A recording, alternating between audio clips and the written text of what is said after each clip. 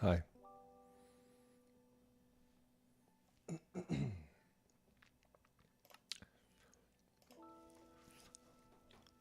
So, if I try to get diamonds, then I don't get any, so I'm just going to try to get deep slate, and let's see what happens.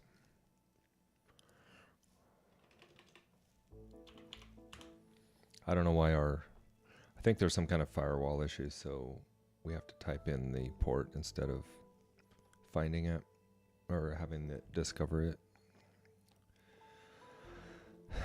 If you know how to fix that, you can put it in the comments or something, because I think at one point we had it where they would show up, or at least some of them would show up, other ones wouldn't. Now none of them do. Done. That was a weird song it was playing. Hold on a second, gotta shut the door.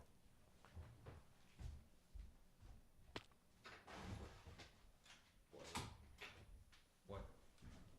Why did it make that falling to my death sound when I came in? I have kind of like, PTSD around that sound, so I don't think they should make that sound. Is the sound too much? Is it too loud? Because I don't want it to be too loud. Oh yeah, I'm gonna go. Yeah, I'm all set to. I don't think I need some of this stuff, but I'm gonna. Oh yeah, I went and found coal at that level, and then down here I've got iron. So I'm gonna go and get a bunch of deep slate. I know how to do that.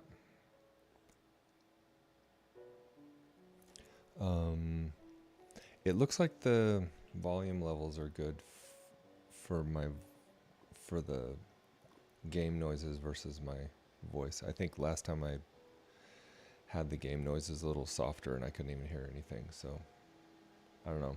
The music's really different. Was there an update or something? Okay, let's go get some deep slate, 'cause that's what I'm here for. Looks like those are pretty long. Let's go to the next one. 1, 2. Hey, oh, I got some deep slate. I'm not looking for diamonds. I'm looking for deep slate.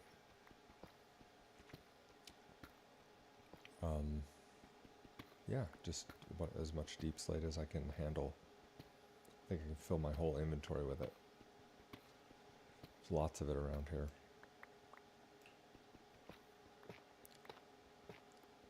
You know what's funny? Is now I'm running into tough, or whatever it is, instead of deep slate. So whatever goal I have,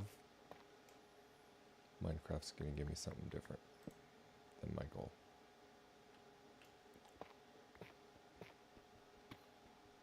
Okay, there's the deep slate again, so we're good.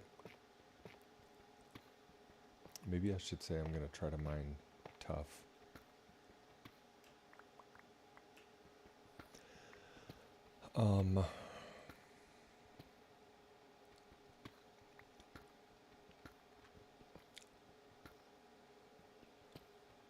Yeah, I don't know. I don't know what we could talk about. I mean,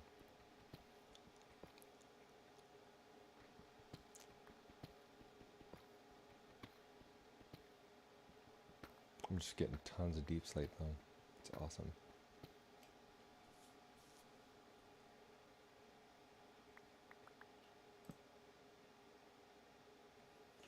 Okay.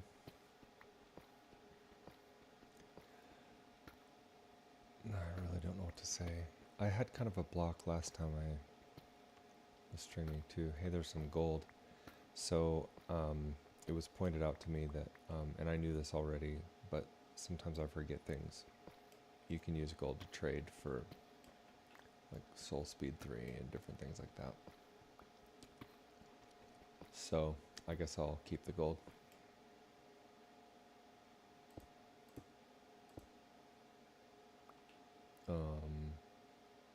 Did that gold pop out? It had to have, right? like, yeah, I just didn't see it pop out. It must have just combined with the one that was right there. I know. I could ask questions about Minecraft that I don't know the answers to, and then people could reply in the comments about. Jeez, I'll use my bed to get the gravel, and then all three people that watch might know the answer, and they could put it in the comments. Now I can't think of any questions.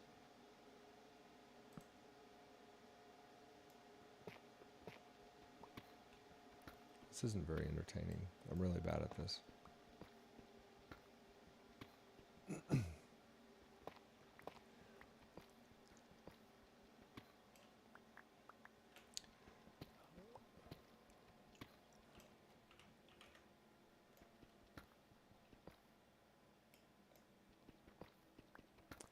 Looks like it's close to sunset, so I'm gonna park my bed right here and sleep. She'll be so impressed. I can't sleep. I guess it's not as close to sunset as she's saying it is.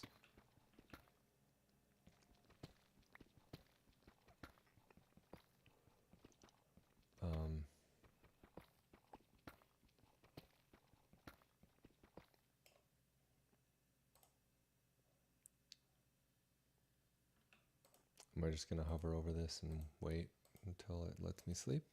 Or should I break it and just keep going, and then when she tells me to sleep, then okay, there we go. Got some barbecue pistachios.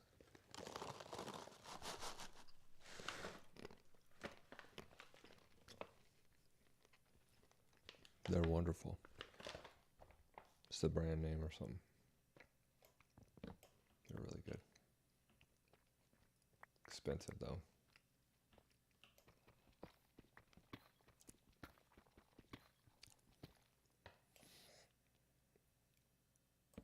Why are pistachios so expensive? Are they hard to grow? Are there not enough of them? Google it. Put it in the comments. I'll read the comments. I'll reply to them too.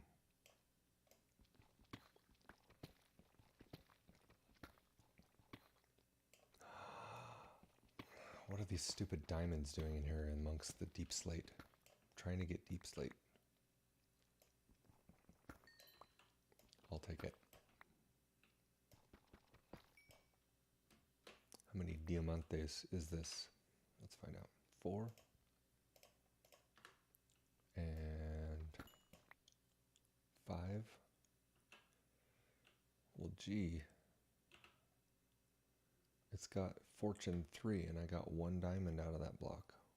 I thought fortune 3 was supposed to be super awesome. Apparently not. I know it's all probabilities and stuff, but...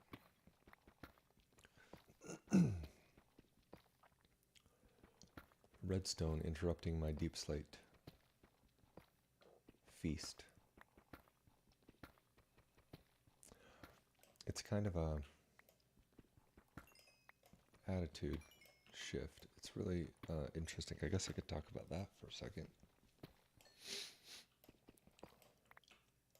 I can't remember if it was Man's Search for Meaning or some other book.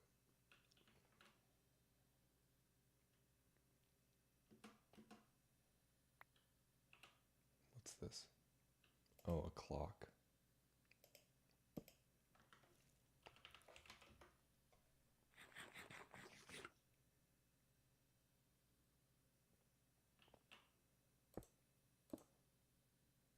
That's funny. Is that like a subtle hint that I don't know what time it is? I slept really fast this time. But it is handy to have a clock down in the mines, though. Anyway, what was I talking about? Oh, attitude, yeah. Anyway. Well, I don't want to get it wrong. Anyway, it was basically he was in the Holocaust, and he was a psychologist. And he noticed that certain people would survive and certain people wouldn't, and it wasn't necessarily about, their strength or anything like that. Well, I mean, there was probably something to do with that, but it was mainly about their hope and their outlook and their meaning. And we create our own meaning and our own hope and outlook on things. If we lose hope, then we get sick and die. So, but the cool thing is that we're in control of it. We can look at things any way we want. And that can change how everything appears and how we're affected by stuff. So, like, for example, I went on a mission to, I was actually supposed to go to Brazil. So I learned French in high school, Portuguese to go to Brazil. Went to Washington, D.C. Learned Ebonics there. That was fun. And then ended up going to Chile, Santiago, Chile. Or Chile if you're a gringo. And what was I going to say? Oh, yeah. So a lot of people don't like to open the door to missionaries.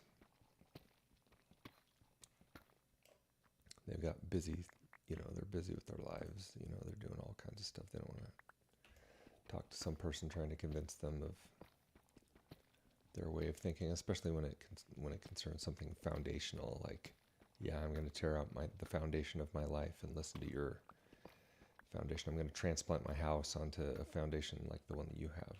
It's scary. It's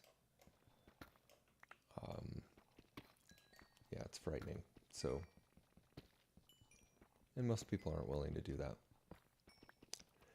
So you get a lot of doors slammed in your face, understandably.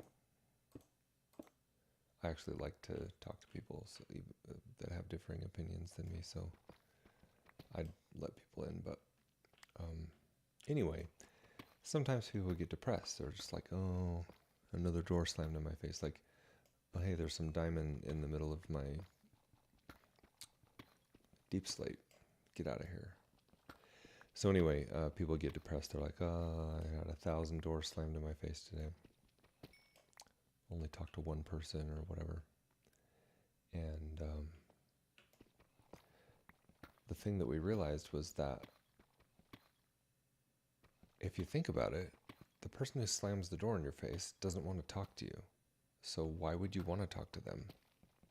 Why would you want to, get into a house where people don't want to talk to you and talk about a bunch of stuff that they don't care about, when you could be finding someone that actually does want to talk to you? And so we would actually have the attitude of, hey, I hope that those people who don't want to talk to us will slam the door in our faces so that we don't end up wasting their time and ours. And instead, let's go find someone that does want to talk to us. So a slammed face or a slammed door in our face is actually a blessing in disguise. It's an efficient way to figure out who is interested and who isn't. And look, I didn't fill in that part. Does it bug you? And move on and find someone who is interested. You'll be able to find more people that are interested if people slam doors in your faces. So we actually pray for that at the beginning of the day. And then our whole attitude is like, okay, good. I'm glad that, they're not interested or they're not ready or, whatever. And so that's good. We don't want to waste everyone's time. And just that simple attitude shift, nothing changed, I don't think, in the day. I mean, there could have been some kind of divine intervention where someone who wanted to just yak with us and talk and talk and talk and not actually do anything productive, who knows? Maybe that person slammed the door in our face, and they wouldn't have if we hadn't prayed for it or whatever. But ultimately, it pretty much was the same whether we prayed for it or not. It was pretty much the same. And so the only difference was that our attitude was different, and we were happy when a door slammed in our face instead of sad. So that was cool to realize that we had that much power and control over our mood and over our attitude towards things. I think another way that I do that is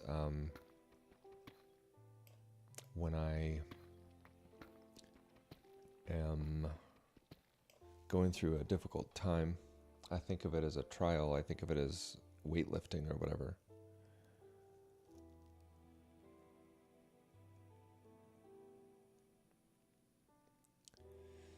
Okay, looks like it's getting late, so I'm gonna have to end early. But I did want to just say that like, in my opinion, we came here to Earth to learn and grow, and get stronger,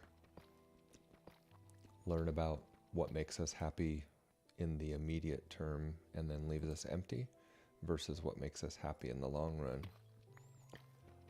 And so going through trials, going through difficulties and all that, we can view that as something horrible and sad and awful.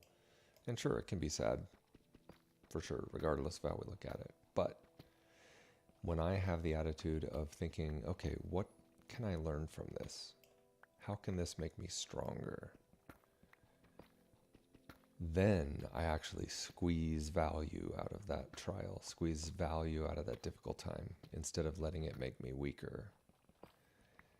And that's amazing, because the situation itself doesn't change, just my attitude towards it changes. And then the situation can actually change, because if I have a really horrible attitude, I'm not going to learn anything. I'm just going to be moaning about what I don't like, and resentful and angry at someone who, cut me off, or whatever the situation is. And instead of assuming the best about that person, hey, maybe they're in a hurry, maybe they're going to the hospital, who cares? And maybe I can learn something from this. Maybe I can, gain some patience, or learn how to love someone who's difficult to love, or whatever. And it's annoying for someone else to tell me to have a better attitude about things. So it's better for me just to think about that myself. So anyway, I guess that's probably what I could share today, is just how